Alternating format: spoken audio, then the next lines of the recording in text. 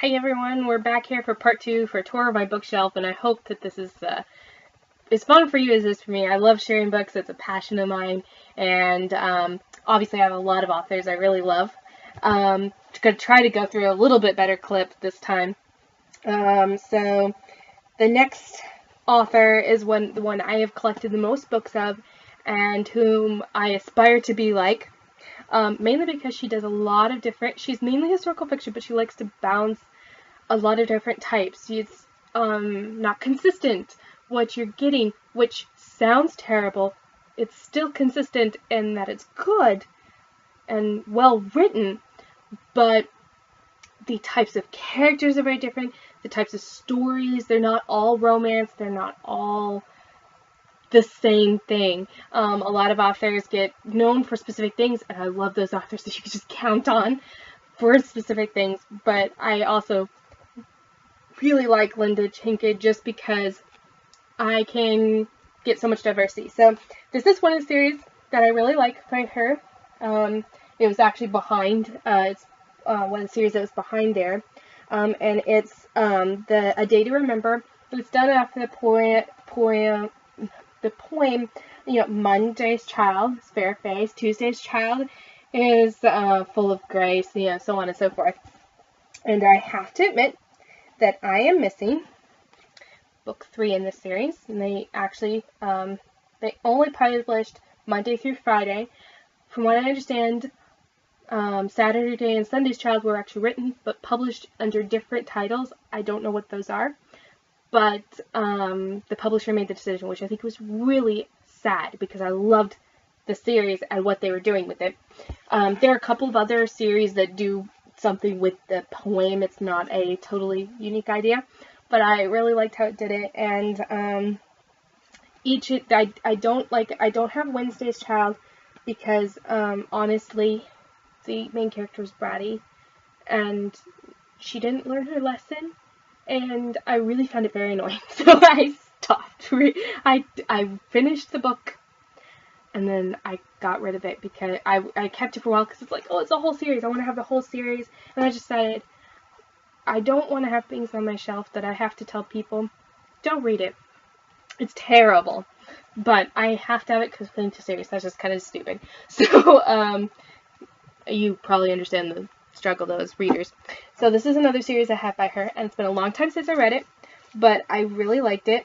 Is The Royal Pavilions. It's actually set in Byzantium, or in the Byzantines, with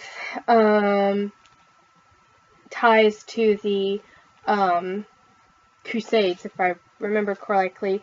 And Virgo was obsessed with medieval things and knights and all of that when I was a teen. These were so cool.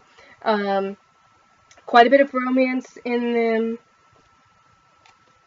Relatively, I guess. It felt like a lot more when I was younger. I would still say they're fairly clean, like one or two kind of passionate kissing scenes, and I think especially the second and third one, but they're not like completely ongoing, but they're definitely romances. The rest that I have up here, I actually haven't read all of them. I've read Port Royal in the Buccaneers series. It is one of the slower paced ones, and probably one of the most confusing, the second most confusing I've read of her.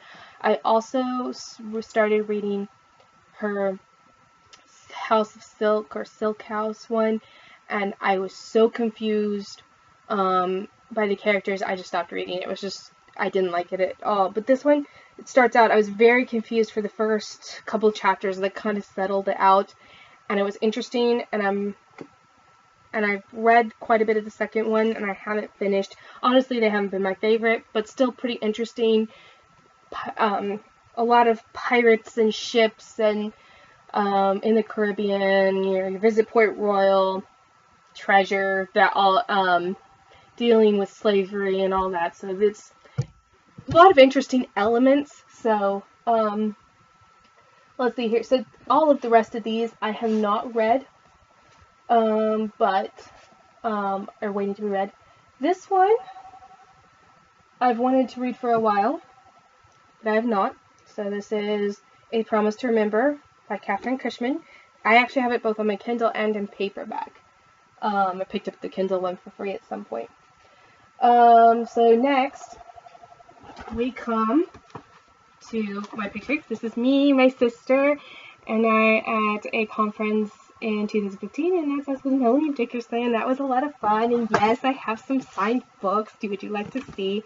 Let's see, I don't actually remember which ones I signed because, oh yes, I have The Merchant's Daughter signed, I think, yep, Fielder's Apprentice right there, and, yep, A Captain Mayday. So all my ones on the shelves are, I actually had, one of my favorites is The Princess Spy, but it's also my sister Michaela's favorite, and since I didn't have a copy for sale when we went to 2015, I gave Michaela my copy so she could get it signed to her. It seemed only fair. I got 3, and she got 1. Alright, and then I have this one. I haven't read it. It's a fictional novel by Elizabeth Elliot. I love Elizabeth Elliot's nonfiction. So, these books are by Ellen French. I have read The Lost Baron. This was actually a gift from a good friend of mine, and I really enjoyed this. It's kind of reminiscent of G.A. Henty, only I think a little bit easier to read. I really liked it, and I have this one by him, The Red Keep, but I haven't read it yet. I also have a book by him he also wrote some nonfiction, and one of the sieges is The Siege of Boston, which was super helpful with writing A Different Kind of Courage. And he also wrote one I haven't read, but I really want to. It's called General Gage's Spies. So I like his fiction and his nonfiction. His fiction and his nonfiction. Yeah. Okay. This book I haven't read. It's kind of sad how many of these I haven't read. Saving Amelia. I actually got this. I feel very embarrassed to admit this. I got this for review, and a few years back. Let's see, I forget how many years back, and I don't remember. Oh, 2014. Oh, how embarrassing! 4 years. And it was part of just a blogger program I was part of, and a lot of stuff was going on, and I never got around to it. I think I wrote them and apologized and told them I was just not going to be reviewing for a little bit because I couldn't. So this is a series, again, the same friend who gave me The Lost Baron, gave me, or told me about, I don't remember, but these are National Treasure books. I haven't actually read them.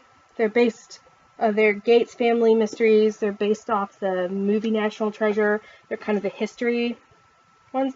So I'm really interested in reading those. They sounded like they'd be really fun. But I haven't read them.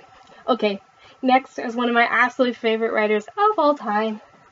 So they're not actually, one of my most vivid book memories is my mom coming in to me. I was carrying around a book for a short time, and everyone is like, "What are you reading?" And I'm like, "Guys, it's a really good book. It's City of the Dead."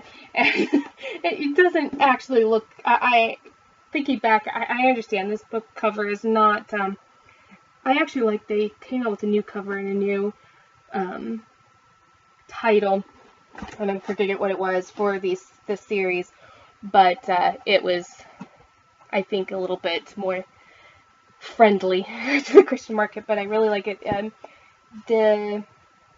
This set is about the 7 wonders of the world, so it's really interesting. So you have the pyramids at Giza, the Colossus at Rhodes, the lighthouse of Alexandria, the this is I'm going blank. The temple of now I'm gonna go really blank on it. It's with a temple, that's the thing. And then Garden of Madness, which is the Hanging Gardens of Babylon. So it has a really cool theme. I loved it. I loved that I was pretty interested in the ancient 7 wonders of the ancient world when I was studying history in high school. And so these books appeal to my historical side. She does an incredible amount of research, and probably no one else I know does a quite as good a job as just the war between good and evil, both the seen and the unseen battle, is such a powerful way. Just note this down for a second.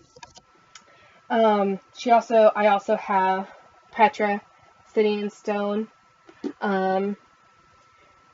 This book is probably one of my absolute all-time favorites.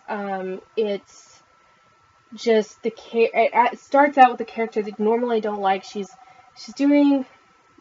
kind of feels like she's trying to be a boy almost. She's not happy about getting married and having kids, but she's such a deep character, and I feel like there was so much to her, and it's such an incredible book. It's hard to describe just the incredible spiritual element.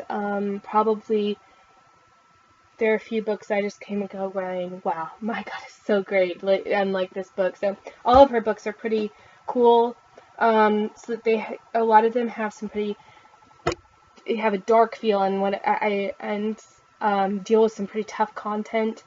But I think that just enhances showing, but what you come away with was just the power of God. I haven't read any books that are just deal with such tough things, just like in the spiritual realm, and it's such a way that but leaves you feeling just like washed in God's light. And so she does an incredibly powerful thing. About the only one I didn't like, she did one about Pompeii, and it was about a female gladiator, and I don't feel like a girl could have disguised herself as a gladiator just because of the different physiology. And there were just some really awkward things in that book, and I didn't come away feeling as edified as any of the other books, so I don't have that one anymore, but I would highly recommend her books. So again, like I said, I try to keep these to about 10 minutes, so we're going to wrap it up, and we're going to continue this next week.